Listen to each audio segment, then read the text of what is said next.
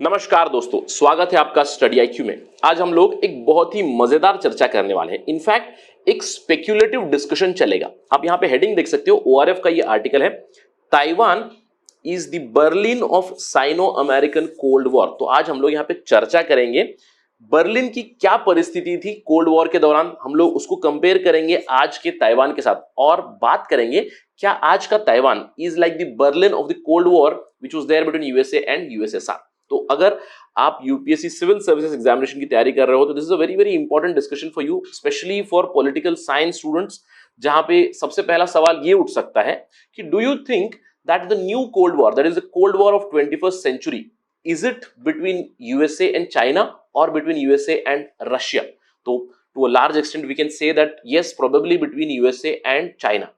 अगर आप इसको सब्सटैंशिएट करना चाहते हैं तो this can become a very good example that very similar to how Berlin was there before, right now Taiwan is there. तो यहाँ पे हम लोग देखेंगे जॉन हल्समैन की आइडियाज, क्या जॉन हल्समैन कहते हैं, किस तरह से he wants to prove that Taiwan is like the new Berlin of the new cold war. चलिए चर्चा शुरू करते हैं। मैं हूं आपका दोस्त राहुल सायगांवकर और ये कंप्लीट जो चर्चा रहेगी it is based on this particular observation. अब हम सब जानते हैं जब भी हम लोग कोल्ड वॉर की बात करते हैं, देखिए कोल्ड वॉर 1 किन दो पार्टीज के बीच में था? एक तरफ था यूएसए, एक तरफ था यूएसएसआर, यानी कि एक तरफ अभी का यूएसए और अभी का रशिया हम लोग कह सकते हैं, राइट। तो this was the cold war from 1945 to large extent till 1991। It technically ended with the disintegration of USSR. लेकिन अभी का जो नया कोल्ड वॉर है, जो न्यू कोल्ड वॉर है, उसके बारे में बहुत से एक्सपर्ट्स ने कहा है कि it is between USA and China. तो सबसे पहले हमारा ये पूरा डिस्कशन इस अजम्पशन पे बेस्ड है कि जो नया कोल्ड वॉर है, that is the cold war 2.0 या फिर cold war 2, it is not between USA and Russia but rather between USA and China. और टू अ लार्ज एक्सटेंट हम लोग ये मान भी सकते हैं। Why this assumption is very safe and very true also. Look at the two countries. देखिए USA की हेजिमनी रही है 1990 से ही, अगर मैं कहूं कि 1945 के बाद एक कंट्री की जो हेजिमनी रही है दैट इज यूएसए। 1991 के बाद तो बहुत ही ज्यादा बढ़ भी चुकी है। इसको चैलेंज कौन कर रहा है? इसको चैलेंज कर रहा है China. I would say not ideologically. अब आइडियोलॉजी वाला फाइट तो थोड़ा हद तक कम हो चुका है 1991 के बाद। विक्ट्री ऑफ लिबरलिज्म कही जाती है, it was rather the defeat of communism कहा जाता है। But China politically maybe, but with respect to economy जरूर चैलेंज कर रहे हैं हेजिमनी ऑफ यूएसए। तो it is a big cold war between USA and China to a large extent. Agreed? So till this point we are on the same page. अब सवाल ये उठता है कि हम लोग किस तरह सब्सटैंशिएट करें। एक उदाहरण यहां पे बन सकता है कि अगर हम लोग पहले कोल्ड वॉर की बात करें, ओल्ड कोल्ड वॉर में यूएसए और यूएसएसआर के बीच एक आयरन कर्टन बन चुका था। आयरन कर्टन स्पीच दिया था विंस्टन चर्चिल ने। This iron curtain was in Europe, यानी कि एक तरफ यूरोप का समझ लीजिए एक इनफॉर्मल विभाजीकरण हो गया था। एक तरफ था कम्युनिस्ट सेटअप और द कम्युनिस्ट ब्लॉक, और दूसरी तरफ आप ये कह सकते हो कि कैपिटलिस्ट और द लिबरल ब्लॉक। अब ये देख सकते हो in blue these are the capitalist countries, in red in 1945 these were the communist countries. और यहां पे आपको ध्यान देना है ऑन जर्मनी। अब 1945 के बाद जब वर्ल्ड वॉर 2 खत्म हुआ तो जो भी टेरिटरीज थी, जैसे कि जर्मनी वाज डिफीटेड, तो जर्मनी को विभाजीकरण कर दिया गया। एक तरफ आधा कम्युनिस्ट को चला गया और आधा कैपिटलिस्ट ब्लॉक ने लिया। जो विक्टर्स थे, जो एलाइज थे, एलाइज की तरफ कौन था? एक तरफ था फ्रांस, यूके एंड अमेरिका। तो उन्होंने जर्मनी का भी विभाजीकरण कर दिया। अब बाकी जो देश तो चले गए थे, ईस्टर्न यूरोपियन कंट्रीज वो कम्युनिस्ट बन गए थे और वेस्टर्न यूरोपियन कंट्रीज कैपिटलिस्ट बन चुके थे। लेकिन हमारी डिस्कशन होने वाली है जर्मनी के ऊपर। अब इन्होंने जर्मनी का क्या किया था? देखिए 1948 में जर्मनी को दो भागों में डिवाइड कर दिया गया। जर्मनी में भी एक आयरन कर्टन आ गया। एक तरफ था ईस्ट जर्मनी और एक तरफ था वेस्ट जर्मनी, और बहुत सालों तक इन दोनों के बीच में काफी तनावनी चलती रही, राइट। अब हम लोग देखिए बात करें वेस्ट जर्मनी के बारे में। वेस्ट जर्मनी में 3 लोगों का कब्जा था। एक तो यूएस भी है, फ्रांस भी है और यूके भी है। तो this side was considered as rather capitalist, right. On the other side अगर आप देखोगे this would be the communist, that is USSR led. अब ये हुआ 1948 में, यानी कि एक तरफ पॉलिटिकल सेटअप कम्युनिस्ट है, एक तरफ पॉलिटिकल सेटअप डेमोक्रेसी है, और एक तरफ अगर इकोनॉमिक सेटअप बताए this side it is command economy और इधर फ्री मार्केट इकोनॉमी। अब एक पेक्यूलियर चीज क्या थी? कैपिटल सिटी को भी इन्होंने डिवाइड कर दिया। अभी कैपिटल सिटी कहां आ रही है? कैपिटल सिटी आ रही है ईस्ट जर्मनी में, यानी कि ईस्ट जर्मनी में जो बर्लिन है उसको भी उन्होंने डिवाइड कर दिया उसी तरह से जिस तरह से देश को डिवाइड किया। यानी कि ये है आपका ईस्ट बर्लिन, ये है आपका वेस्ट बर्लिन। तो West Berlin was a free market economy, East Berlin was a command economy under USSR, right. तो 1948 में जब विभाजीकरण हुआ उसके बाद अगर हम लोग बात करें 10 सालों तक इकोनॉमिक परफॉर्मेंस अगर देखें तो वेस्टर्न साइड में फ्री मार्केट इकोनॉमी है, तो यहाँ पे लोगों की लाइफस्टाइल काफी अच्छी थी, यानी कि they were travelling in good cars, they had good jobs, economic development चल रही है। यहाँ पे कमांड इकोनॉमी है तो रिलेटिवली लेसर डेवलपमेंट था। तो 1960s की शुरुआत में क्या हुआ कि एटलीस्ट 2 लाख लोग ईस्ट जर्मनी से निकलकर वेस्ट जर्मनी में जाने लगे, यानी कि एक माइग्रेशन शुरू हुआ क्योंकि अट्रैक्टिवनेस की वजह से। तो उसको रोकने के लिए सोवियत लीडर निकिता क्रुश्चेव ने 1961 में बर्लिन वॉल बनाई। तो यहां पे एक बर्लिन वॉल ही बनाई, यानी कि पूरा सिटी को उन्होंने वॉल से रोक दिया, एक तरफ ईस्ट बर्लिन एक तरफ वेस्ट बर्लिन। तो कुछ इस तरह की डेवलपमेंट थी और हम जानते हैं कि ये इवेंचुअली एंड कब हुआ। देखिए 1989 में जब डिसइंटीग्रेशन शुरू हुआ, जब कोल्ड वॉर हम लोग कह सकते हैं कि इनफॉर्मली एंड हुआ, और 1991 में जब फॉर्मली यूएसआर डिसइंटीग्रेट हुआ, वी से एंड ऑफ कोल्ड वॉर, और बर्लिन वॉल को भी गिराया गया। तो उसके बाद सबसे पहले तो जर्मनी का एकीकरण हुआ, यानी कि integration of Germany happened, integration of Berlin happened, and now the country that we find Germany, it is unified Germany, formally end of cold war.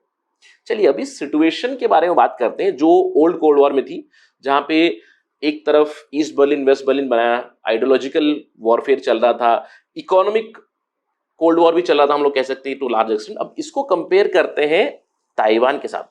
Is Taiwan the new Berlin? Although not to that extent, क्योंकि अगर हम लोग बात करें, देखिए नए cold war में ऐसा नहीं हुआ है कि कंप्लीट विभाजीकरण हुआ, यानी कि आयरन कर्टन का कॉन्सेप्ट नहीं है, लेकिन बहुत हद तक हम लोग कह सकते हैं कि एक तरफ है China which is communist, and again I would rather use a term inspired by Maoist ideology. एक तरफ है Taiwan, again Taiwan is a democracy which is supported by USA, और दूसरी तरफ again obviously USA which is the ally of Taiwan. अब यहां पे हम लोग अगर ये डिवीजन देखेंगे, let us look at Taiwan. Taiwan की लोकेशन स्ट्रेटेजिक है। ताइवान की हिस्ट्री के बारे में बात करें तो देखिए, जब 1949 में कम्युनिस्ट रेवोल्यूशन हुआ तो माओ जेडोंग ने पावर कैप्चर किया, और यहीं से बेसिकली जो ताइवान में लोग हैं, they are Chinese people who have fled the mainland China and they have set up their own government in Taiwan. It was Kuomintang. और यहां पे अगर ताइवान में हम लोग डेमोक्रेसी की बात करें, 2 पार्टी है मेजर, एक है कॉमिंटांग और दूसरी है उनकी democratic people's democratic party in Taiwan, और पावर बहुत ही पीसफुली शेयर कर रहे हैं, यानी कि जब भी इलेक्शन होता है तो पीसफुल ट्रांसफर ऑफ पावर भी हो रहा है। अब with this background let's try to understand how can we compare Taiwan as a new Berlin. देखिए politically very obviously Taiwan remains the major irritant. Politically हम लोग कह सकते हैं कम्युनिस्ट चाइना को सबसे बड़ा चैलेंज है ताइवान की तरफ से, क्योंकि अगर ताइवान एग्जिस्टिंग रहेगा तो 2 चाइना पॉलिसी बनेगी, एक तरफ है मेनलैंड चाइना, दूसरी तरफ है ताइवान, राइट। अब इकोनॉमिकली बात करें तो इकोनॉमिकली देखिए ताइवान में फ्री मार्केट इकोनॉमी है, चाइना में to large extent command economy थी, लेकिन चाइना ने भी मिक्स्ड इकोनॉमिक मॉडल जरूर लाया है, उन्होंने भी धीरे धीरे से हम लोग कह सकते हैं मार्केट सोशलिज्म लाया है।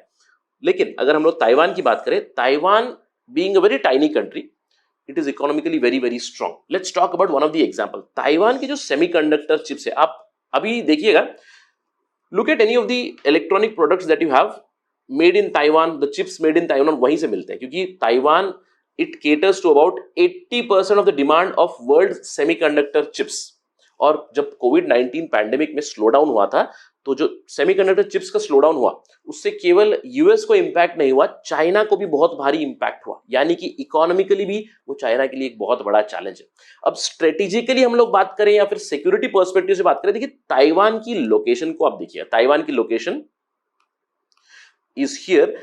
What it looks like, it's a small aircraft carrier basically. हम लोग उसको कंपेयर कर सकते हैं एक American aircraft carrier just beside China to counter the Chinese, isn't it? उस तरह से उसकी लोकेशन भी ऐसी। अगर हम लोग आइडियोलॉजी की बात करें, देखिए आइडियोलॉजिकली तो obviously Taiwan challenges the communist China. अब why, let us talk about the beginning. जैसे कि अगर हम लोग बात करें मेनलैंड चाइना की, देखिए मेनलैंड चाइना में लोग कौन है? मेनलैंड चाइना में है हान population which is majority.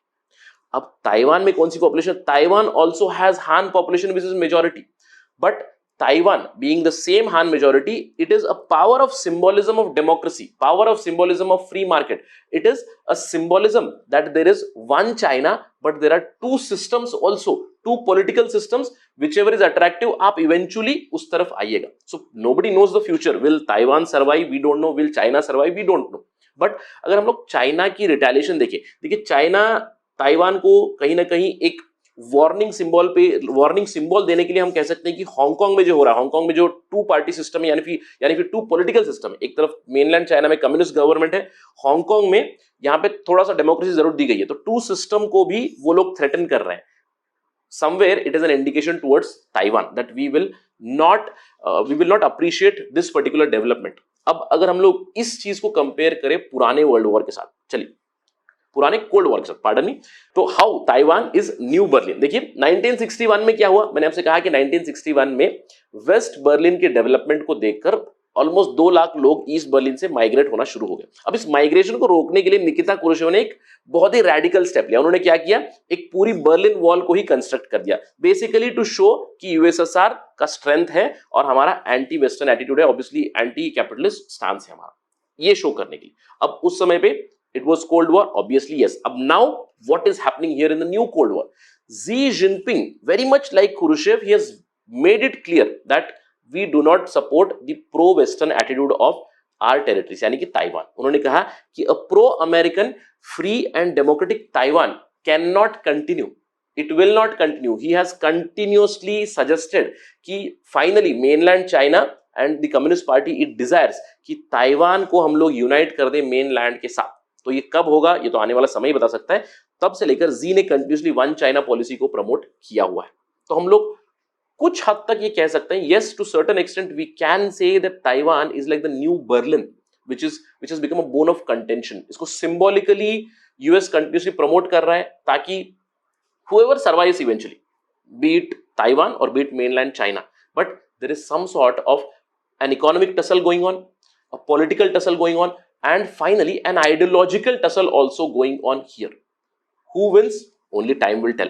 And the big question still remains कि अगर चाइना eventually decide करे, although Xi Jinping ने कहा है कि we want peaceful reunification of Taiwan into mainland China, but if China resorts to violence, if China resorts to military action, the big question remains, will the USA go to war with China over Taiwan? क्योंकि Taiwan की issue US के लिए बहुत बहुत जरूरी है. So this is a question which will be answered only in the future, which will be answered only through the developments that take place strategically in this particular region. But let's wait and watch. But as of now, from academic point of view, it's a very, very good discussion. Can we compare Taiwan with the old Berlin, which was divided between USA and USSR? Taiwan is not divided, but to certain extent, it is quite similar to Berlin situation at that time, isn't it? So let me know your thoughts on this. क्या आपको लगता है कि इस discussion में कोई दम है? Is Taiwan like the Berlin of old Cold War? That is it from my side. If you have liked this video, do follow me at the Rahul Sai 222. My Facebook, Instagram, and Telegram channel ID are same. And if you're preparing for UPSC Civil Service Examination, we have a smart course which includes both prelims, mains, essay content, current affairs. A lot of stuff is there. Just visit studyiq.com or download the app from Google Play Store to know more about us and avail the services. And we have easy EMI option available for you.